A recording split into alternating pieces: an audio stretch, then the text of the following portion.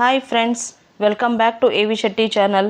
ಇವತ್ತಿನ ಈ ವಿಡಿಯೋದಲ್ಲಿ HLO ಆಪರೇಷನ್ಸ್ ಆ್ಯಪ್ ಅಡಿಯಲ್ಲಿ ನಾವು ಮನೆ ಪಟ್ಟಿ ಕಾರ್ಯಾಚರಣೆ ಮಾಡಲು ಮೊದಲು ಗಣಿತದಾರರು ನಮಗೆ ಬಂದಿರುವಂತಹ ಬ್ಲಾಕ್ನಲ್ಲಿ HLB ಬ್ಲಾಕ್ನಲ್ಲಿ ನಕ್ಷೆಯನ್ನು ಡೌನ್ಲೋಡ್ ಮಾಡಿಕೊಂಡು ಆ ನಕ್ಷೆಯನ್ನು ಬಳಸಿ ಲೇಔಟ್ ಮ್ಯಾಪನ್ನು ಅಂದರೆ ವಿನ್ಯಾಸ ನಕ್ಷೆಯನ್ನು ತಯಾರು ಮಾಡಿಕೊಳ್ಬೇಕಾಗುತ್ತೆ. ಅದಕ್ಕೋಸ್ಕರ ನಾವು ಅದನ್ನು ತಯಾರು ಮಾಡಲು ಕೆಲವೊಂದಿಷ್ಟು ಅಂಶಗಳನ್ನು ತಿಳಿದುಕೊಂಡಿರಬೇಕು. ಮತ್ತು ಆವರಣ, ಕಟ್ಟಡ, ಜನಗಣತಿ, ಮನೆ, ಕುಟುಂಬ ಅನ್ನೋದರ ಅರ್ಥವನ್ನು ತಿಳಿದುಕೊಂಡಿರಬೇಕು.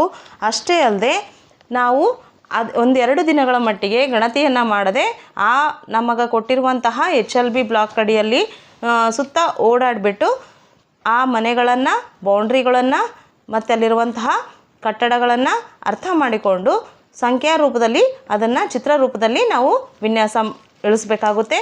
ಆ ವಿನ್ಯಾಸದಲ್ಲಿ ಎಂಥ ಚಿತ್ರಗಳನ್ನು ಒಳಗೊಂಡಿರ್ತವೆ ಮತ್ತು ಯಾವ್ಯಾವ ರೀತಿ ಚಿತ್ರಗಳನ್ನು ಸೂಚಿಸಬೇಕು ಅನ್ನೋ ಸಂಪೂರ್ಣ ವಿಧಾನವನ್ನು ನಾನು ಈ ವಿಡಿಯೋದಲ್ಲಿ ಹೇಳ್ತಾ ಇದ್ದೀನಿ.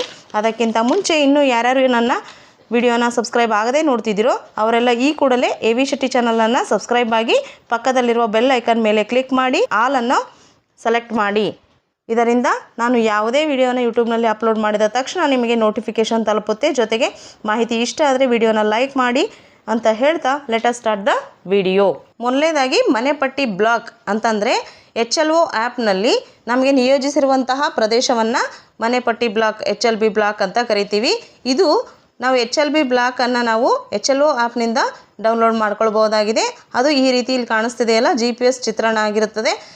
ನಾವು ಇದರಿಂದ ಏನಂತಂದರೆ ನಮಗೆ ಕೊಟ್ಟಿರುವಂತಹ ನಿಯೋಜನೆ ಮಾಡಿರುವಂತಹ ಪೂರ್ತಿ ಬ್ಲಾಕನ್ನು ತಪ್ಪದೆ ಎಲ್ಲೆಲ್ಲೂ ಚದುರಿದಂಥ ಮನೆಗಳಿದ್ದರೂ ಕೂಡ ಸಾಲಾಗಿರುವಂಥ ಮನೆಗಳಿರ್ಬೋದು ಅಥವಾ ಯಾವುದೇ ಕಟ್ಟಡಗಳನ್ನಿರ್ಬೋದು, ಯಾವುದೇ ರಚನೆಯನ್ನಿರ್ಬೋದು, ಅದನ್ನು ಒಂದೂ ಬಿಡದಂತೆ ಇಲ್ಲಿ ಮೇಲೆ ಕಾಣಿಸ್ತಿದೆಯಲ್ಲ ಇದಿಷ್ಟು ಬೌಂಡ್ರಿಯನ್ನು ನಾವು ಕವರ್ ಮಾಡುವಂತಹ ನಕ್ಷೆಯನ್ನು ಹಾಕ್ಕೊಳ್ಬೇಕಾಗುತ್ತೆ. ನೆಕ್ಸ್ಟ್ ಬರೋದು ಆವರಣ. ಆವರಣ ಅಂತಂದರೆ ಒಬ್ಬ ವ್ಯಕ್ತಿಗೆ ಸಂಬಂಧಿಸಿದಂತಹ ಜಾಗ. ಈಗ ಒಂದು ಮನೆಗೆ ಇಲ್ಲಿ ನೀವು ಚಿತ್ರಗಳಲ್ಲಿ ನೋಡ್ಬೋದು, ಇದಿಷ್ಟು ಅವನ ಆವರಣ ಆಗಿದೆ. ಈ ಆವರಣದಲ್ಲಿ ಮೂರು ರೀತಿ ಅಂದರೆ ಕಾಂಪೌಂಡ್ ಗೋಡೆ ಇಲ್ಲದಂಥ ಆವರಣ ಇರ್ಬೋದು, ಕಾಂಪೌಂಡ್ ಗೋಡೆ ಇರುವಂತಹ ಆವರಣ ಆಗಿರ್ಬೋದು, ನೈಸರ್ಗಿಕ ನೈಸರ್ಗಿಕ ಗಿಡಗಳಿಂದನೇ ಇರುವಂಥ ಆವರಣ ಆಗಿರ್ಬೋದು. ಇವೆಲ್ಲವನ್ನು ಕೂಡ ನಾವು ಒಂದು ಆವರಣ ಅಂತ ತಿಳ್ಕೊಬೇಕಾಗುತ್ತೆ. ನೆಕ್ಸ್ಟ್ ಬರೋದು ಕಟ್ಟಡ. ಕಟ್ಟಡ ಅಂತಂದರೆ ಅದೊಂದು ರಚನೆ ಆಗಿರುತ್ತೆ. ಅದರಲ್ಲಿ ಜನರು ವಾಸ ಇರ್ಬೋದು ಅಥವಾ ವಾಸೇತರ ಕಟ್ಟಡವನ್ನು ಕೂಡ ಆಗಿರ್ಬೋದು. ಅದು ಈ ರೀತಿ ಬಹುಮಹಡಿ ಕೂಡ ಆಗಿರ್ಬೋದು ಅಥವಾ ಸಾಮಾನ್ಯ ವ್ಯಕ್ತಿಯ ದೇಹ ವಾಸಿಸಲು ಅಥವಾ ಉಳಿಯಲು ಇರುವಂತಹ ಪ್ರವೇಶ ದ್ವಾರವನ್ನು ಹೊಂದಿರುವಂತಹ ಈ ರೀತಿ ರಚನೆ ಆಗಿರ್ಬೋದು ಅಥವಾ ಶಂಕುವಿನ ಆಕಾರದ ಗುಡಿಸಲುಗಳಂತಹ ಸಾಂಪ್ರದಾಯಿಕ ಅಲ್ಲದಂಥ ರಚನೆಗಳು ಕೂಡ ಆಗಿರ್ಬೋದು. ಇವೆಲ್ಲವೂ ಕಟ್ಟಡ ಅಂತ ನಾವು ಕನ್ಸಿಡರ್ ಮಾಡಬೇಕಾಗುತ್ತೆ. ನೆಕ್ಸ್ಟ್ ಬರೋದು ಜನಗಣತಿ ಮನೆ. ಹಂಗಂದರೆ ಕಟ್ಟಡದ ಒಂದು ಭಾಗ ಆಗಿರ್ತದೆ. ಇದು ಕಟ್ಟಡ ಅಂದರೆ ದೊಡ್ಡ ಅಂಶ, ಅದರಲ್ಲಿರುವಂಥ ಒಂದು ಚಿಕ್ಕ ಘಟಕ, ಚಿಕ್ಕ ಭಾಗಕ್ಕೆ ನಾವು ಜನಗಣತಿ ಮನೆ ಅಂತೀವಿ.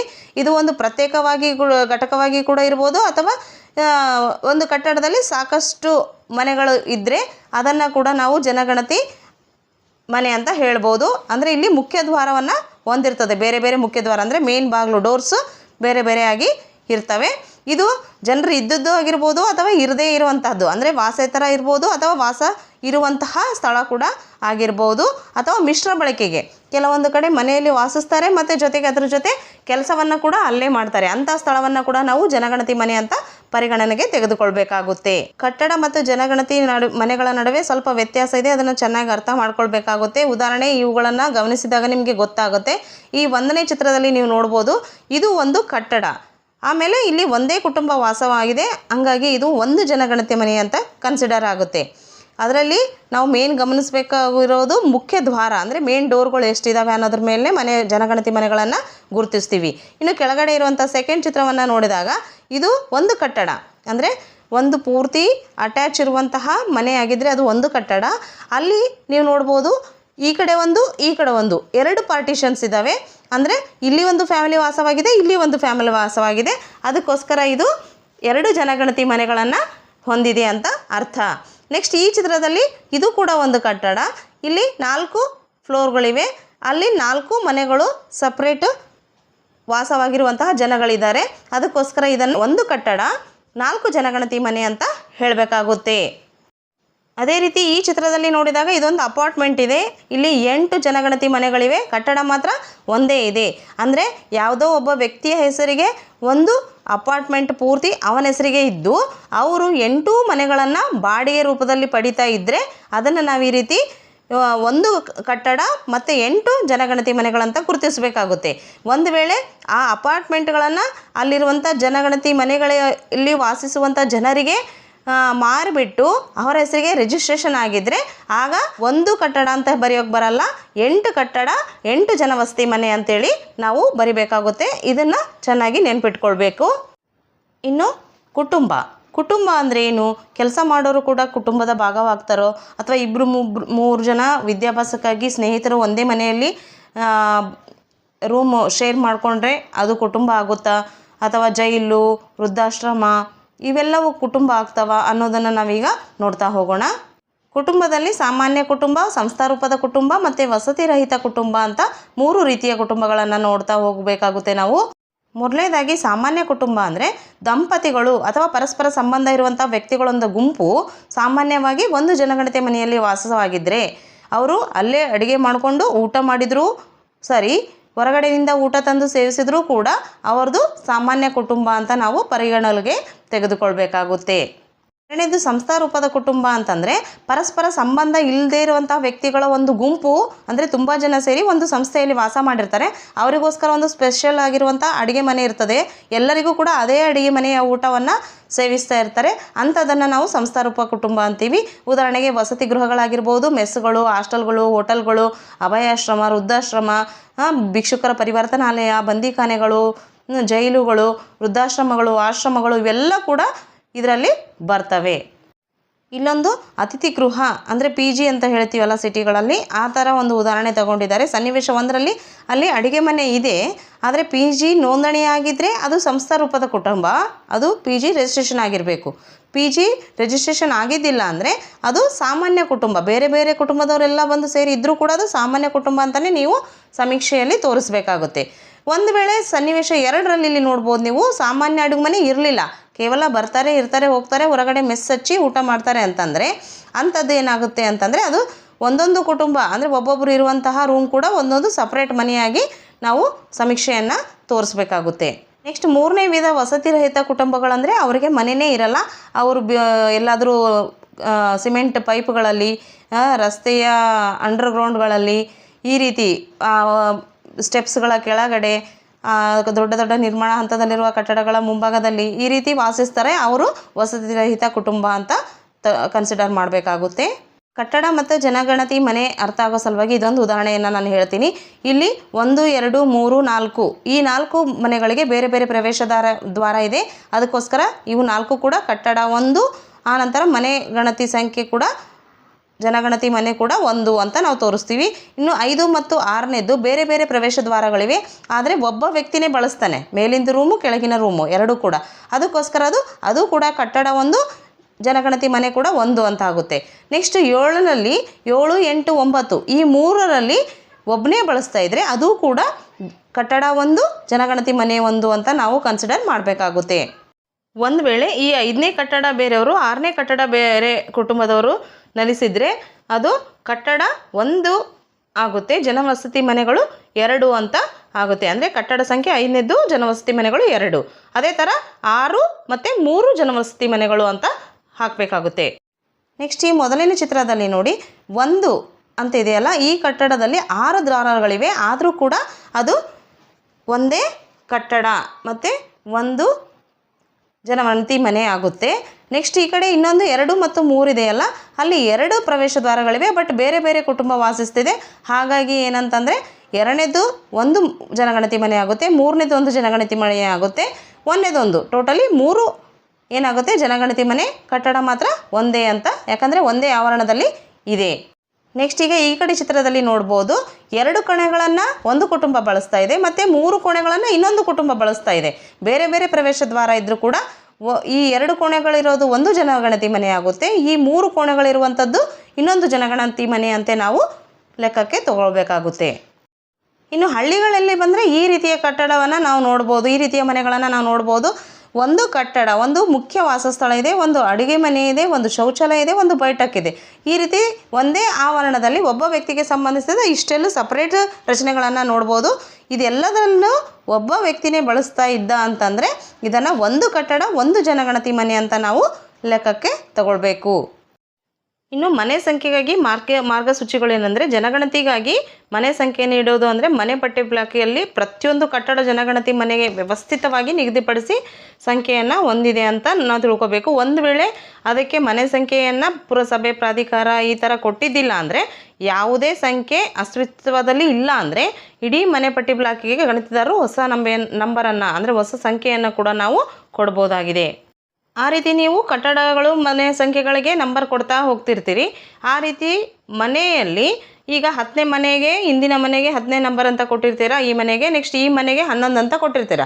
ನೀವು ಗಣತಿಯನ್ನು ಸಂಖ್ಯೆಯನ್ನು ಕೊಟ್ಟು ಮತ್ತೆ ಸ್ವಲ್ಪ ದಿನಗಳ ನಂತರ ಹಿಂದೆ ಬಂದಾಗ ಈ ಮಧ್ಯದ ಖಾಲಿ ಸ್ಥಳದಲ್ಲಿ ಮತ್ತೊಂದು ಮನೆ ಆಗಿದ್ದರೆ ಅದಕ್ಕೆ ಹಿಂದಿನ ಮನೆಯ ಬಾರ್ 1 ಅಂತ ಅಂದರೆ 10/1 ಅಂತ ಈ ರೂಪದ ನಂಬರನ್ನು ನಾವು ಕೊಡಬೇಕಾಗುತ್ತೆ. ಇನ್ನು HLB ಲೇಔಟ್ ಮ್ಯಾಪನ್ನು ಹೇಗೆ ಸಿದ್ಧಪಡಿಸಬೇಕು ಅನ್ನೋದನ್ನು ನಾವೀಗ ನೋಡೋಣ.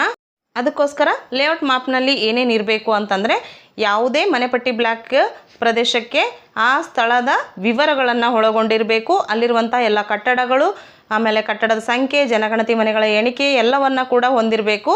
ಆದರೆ ಅಲ್ಲಿ ಇರುವಂಥ ಪ್ರತಿಯೊಂದು ರಚನೆಗಳು ಅಂದರೆ ಶಾಲೆ, ಕಾಲೇಜು, ಪೊಲೀಸ್ ಠಾಣೆ, ಆರೋಗ್ಯ ಕೇಂದ್ರ, ಪಂಚಾಯತ್, ಅಂಚೆ ಕಚೇರಿ, ಎಲ್ಲ ಪೂಜಾ ಸ್ಥಳಗಳು ಮುಂತಾದ ಎಲ್ಲ ಹೆಗ್ಗುರುತುಗಳನ್ನು ಕೂಡ ನಾವು ಮಾಡಿರಬೇಕಾಗುತ್ತೆ.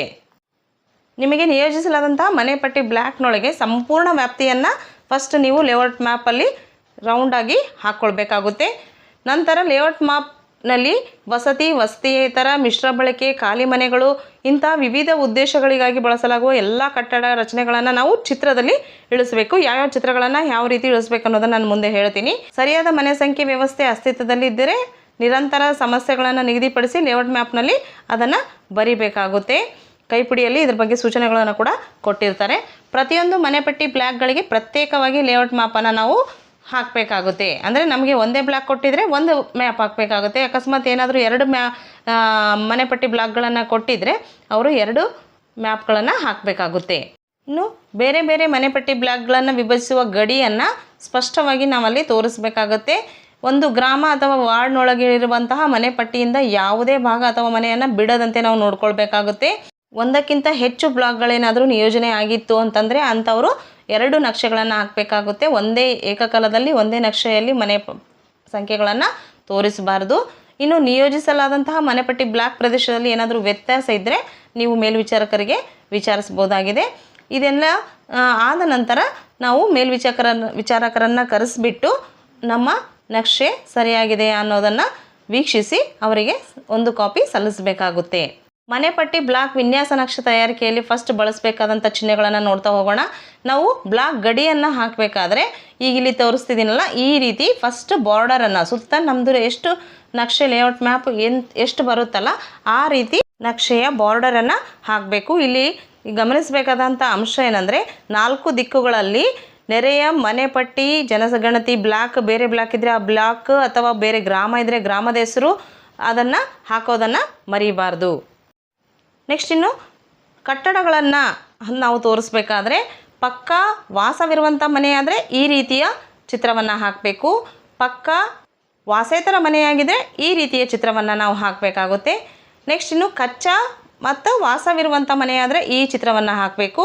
ಕಚ್ಚಾ ವಾಸೇತರ ಆಗಿದ್ದರೆ ಈ ಚಿತ್ರವನ್ನು ನೀವು ಹಾಕಬೇಕಾಗುತ್ತೆ.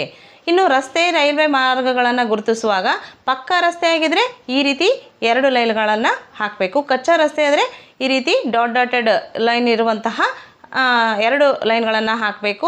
ಕಾಲು ಹಾದಿ ಆದರೆ ಈ ರೀತಿ ಹಾಕಬೇಕು. ರೈಲ್ವೆ ಟ್ರ್ಯಾಕ್ ಏನಾದರೂ ಹೋಗಿದರೆ ಈ ರೀತಿಯ ಲೈನನ್ನು ನೀವು ತೋರಿಸಬೇಕಾಗುತ್ತೆ. ನದಿ ಇದ್ದರೆ ಈ ಚಿತ್ರವನ್ನು ಹಾಕಬೇಕು. ಕಾಲುವೆ ಆದರೆ ಈ ಚಿತ್ರವನ್ನು ಬಿಡಿಸಿ. ಕೆರೆ ಆಗಿದ್ದರೆ ಈ ರೀತಿಯ ಚಿತ್ರ. ಬಾವಿ ಆದರೆ ಈ ಫಸ್ಟ್ ಚಿತ್ರ. ಕೊಳವೆ ಆಗಿದ್ದರೆ 2ನೇ ಚಿತ್ರ. ನೆಕ್ಸ್ಟ್ ಕೈಪಂಪ್ ಆಗಿದ್ದರೆ ಈ 3ನೇ ಚಿತ್ರವನ್ನು ಬಿಡಿಸಿ.